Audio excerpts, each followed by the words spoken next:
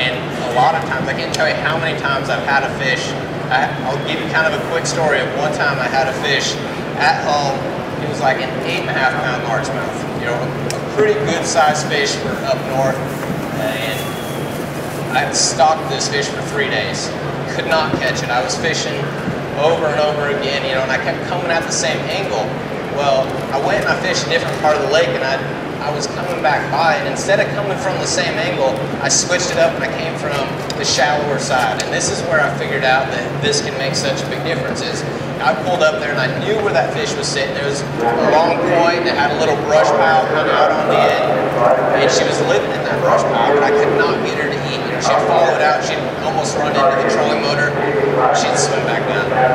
So I come up there shallow like I would here, and I hook that bait out there, and I'm letting it sink down, and it's sinking down. I'm waiting, you know, because you got to get this bait down there.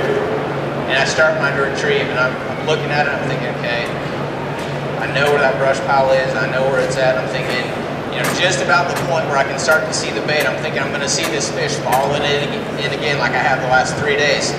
And all of a sudden I see her come up behind it, mouth wide open. What does she do? She swallows the whole thing whole.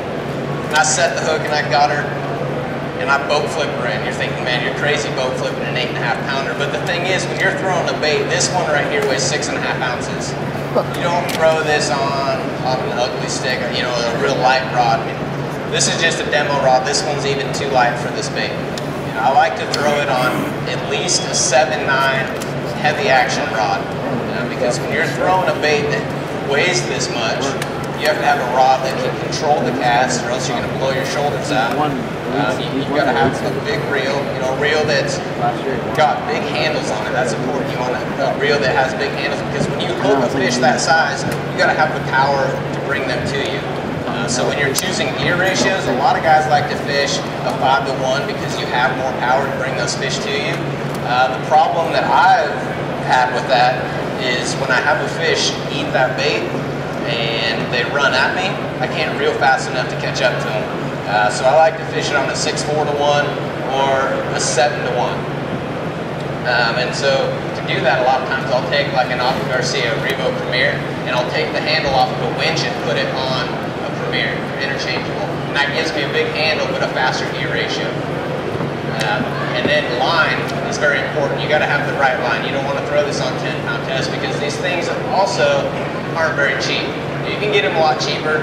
This one's about 150 bucks.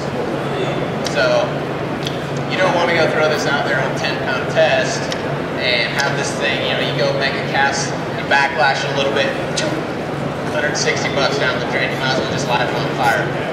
So I throw it on at least 20-pound fluorocarbon, sometimes 25, but 20 will hold up day in and day out. And like I said, 7.9, heavy action rod, and sometimes I'll throw an 8-footer, but you want 20-pound test, you know, a little bit higher speed gear ratio reel, and that's going to allow you to throw these bigger baits. As I get in here, I'll show you guys one more style of bait here, just so you kind of get an idea of the different styles. So here's a smaller one. This is a Rubbermaid Negotiator. This is what I consider a tournament style bait. This one I use for pre-fishing or when I'm just hunting big fish. But it's, you know, in a tournament situation, we're looking for 4, 5, 6-pound fish. I mean, this bait right here, I've caught 12 inchers. I mean, fish that size will try to eat this bait. I don't know what they think they're going to do with it, but they will try. Because like I said, the only way they have to investigate it is with their mouth. But this is actually a tournament size bait. I catch fish on this all over the country in the Elite Series, and it's about half the price. So it's a lot easier to afford.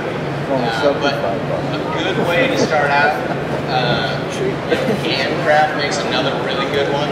It's a plastic molded bait, and it's a lot cheaper.